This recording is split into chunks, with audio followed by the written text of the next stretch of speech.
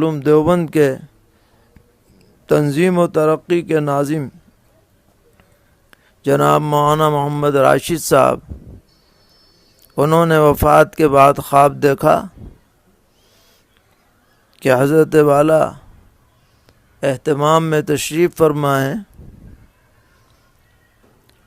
اور سر پر نہایت نورانی تاج رکھا ہوا ہے۔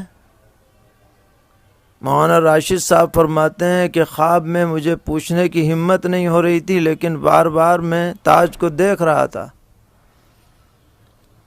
تو کچھ دیر کے بعد آپ نے فرمایا کہ یہ 2 تاج بھیجے گئے ہیں، ایک حضرت مولانا شاہ عطا اللہ بخاری رحمۃ اللہ علیہ کے لیے ہے اور ایک میرے لیے ہے۔ یہ خواب تعبیر کا محتاج نہیں ہے۔ اس سے یہ پتہ چلا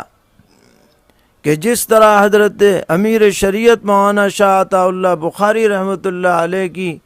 ختم نبوت کے سلسلے میں قربانیاں اللہ تعالیٰ نے قبول فرمائیں، اسی طرح